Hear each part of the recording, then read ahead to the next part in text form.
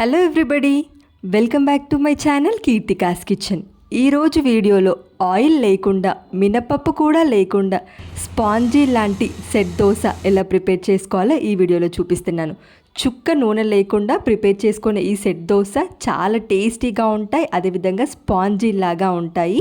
ముందు రోజు పప్పు ఏమీ నానపెట్టకుండా 15 నిమిషాల్లో అయిపోయే ఈ సెట్ దోశ మీరు కూడా చాలా ఈజీగా ప్రిపేర్ చేసుకోవచ్చు ఈ వీడియో చూసి.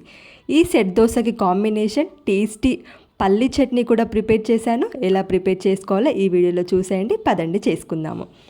ముందుగా చట్నీ ప్రిపరేషన్ కోసం మిక్సీ జార్ తీసుకొని ఇందులో వేయించి పొట్టు తీసుకున్న పల్లీలు 1 కప్పు, ఇందులోనే పుట్నాల పప్పు 1/2 కప్పు తీసేసుకొని, అదేవిధంగా కారానికి తగ్గట్టు 5 లేదా 6 పచ్చిమిర్చి కూడా వేసేసుకోవాలి. అదేవిధంగా 4-5 వెల్లుల్లి రెమ్మలు, 1 టేబుల్ స్పూన్ సాల్ట్ రుచికి సరిపడినంత వేసుకొని కొన్ని వాటర్ యాడ్ చేసుకుంటూ మెత్తగా గ్రైండ్ చేసుకుంటే మన చట్నీ రెడీ అయిపోయినట్టే. కేవలం 5 నిమిషాల్లో అయిపోతుంది ఈ చట్నీ, ముందుగానే పల్లీలు వేయించి పొట్టు తీసి పెట్టుకుంటే. ఇక ఇందులో పోపు కోసం ఆయిల్లో కాస్త ఆవాలు, జీలకర్ర, ఎండుమిర్చి, ఇంకా కరివేపాకు, పచ్చిశనగపప్పు, మినప్పప్పు ఈ పోపు కూడా ఫ్రై చేసేసుకొని చట్నీలో ప్రిపేర్ చేసుకున్నారంటే మన టేస్టీ పల్లీ చట్నీ రెడీ అయిపోయినట్టే.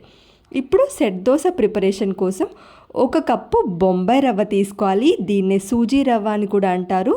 1 కప్పు బొంబాయి రవ్వ తీసుకొని 3/4 కప్పు 3/4 కప్పు పుల్లటి పెరుగు తీసుకోవాలి. అదే కప్పుతో 1/2 కప్పు వాటర్ కూడా పోసేసుకోవాలి. నెక్స్ట్ ఇందులో 1/4 టేబుల్ స్పూన్ పంచదార షుగర్ కూడా వేసేసుకొని, అదేవిధంగా 1/4 టేబుల్ స్పూన్ సాల్ట్ కూడా వేసేసుకొని మెత్తగా ఫైన్ పేస్ట్లా గ్రైండ్ చేసేసుకోవాలి. బ్యాటర్ కన్సిస్టెన్సీ కూడా కొంచెం పల్చగా ఉండాలి. నేను ఇక్కడ చూపిస్తున్నాను చూడండి, కన్సిస్టెన్సీ ఈ విధంగా ఉంటే సరిపోతుంది. నెక్స్ట్ ఇందులోనే 1/4 టేబుల్ స్పూన్ బేకింగ్ సోడా వేసేసుకొని బాగా మిక్స్ చేసుకోవాలి. పైన కాస్త లంప్స్ ఫామ్ అయ్యేంత విధంగా, అంటే కొంచెం ఫర్మెంట్ అయ్యే విధంగా బబుల్స్ ఎలా వస్తాయో అలా బాగా బీట్ చేసుకోవాలి. పిండిని బీట్ చేసుకోవడం వల్ల పిండి పైన కొంచెం ఏరీగా ఫామ్ అయ్యి బబుల్స్ వస్తాయి. ఇలా చేయడం వల్ల సెట్ దోశకి పర్ఫెక్ట్గా సెట్ అవుతుంది పిండి కన్సిస్టెన్సీ, ఇలా బబుల్స్ ఫామ్ అవుతాయి. నెక్స్ట్ ఇప్పుడు ఏదైనా ఒక గిన్నెలోకి పిండి తీసేసుకొని ప్యాన్ కాస్త వేడవ్వగానే లో ఫ్లేమ్లోకి అడ్జస్ట్ చేసుకొని ఈ పిండిని పోసుకోవాలి. ఇలా పోసుకున్న పిండి దోశకి అదే స్ప్రెడ్ అవుతుంది. మనం ఏమాత్రం స్ప్రెడ్ చేయకుండా లో ఫ్లేమ్లో పెట్టుకొని మాత్రమే ఈ సెట్ దోశని ఫ్రై చేసుకోవాలి. ఇలా లో ఫ్లేమ్లో ఫ్రై చేసుకోవడం వల్ల సెట్ దోశ కాస్త మందంగా వేస్తాం కాబట్టి ప్రాపర్గా కుక్ అవుతుంది, లేదంటే మాడిపోతుంది. ఇక పైన మొత్తం తడిపిండి తడిగా ఏమీ లేకుండా పూర్తిగా కుక్ అయ్యేంత వరకు 2 నుంచి 3 నిమిషాలు వదిలేసి ఇక వేరే ప్లేట్లోకి తీసేసుకోవడం. ఈజీగా వచ్చేస్తుంది ఈ దోశ కూడా.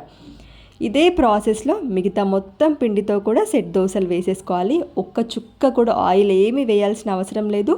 పెద్దగా ఇబ్బంది కూడా ఉండదు. వంట రాని వాళ్ళు, దోశ వేయడం రాని వాళ్ళు కూడా ఈ సెట్ దోశ ఈజీగా ప్రిపేర్ చేసుకోవచ్చు.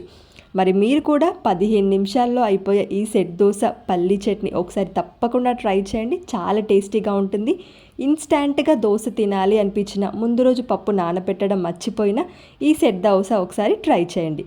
మీరు తప్పకుండా ట్రై చేసి ఎలా వచ్చిందో కామెంట్ సెక్షన్లో పిన్ చేయండి. వీడియో నచ్చితే లైక్ చేసి ఇలాంటి మరిన్ని రెసిపీస్ కోసం ఛానల్ని సబ్స్క్రైబ్ చేయండి. Thank you for watching.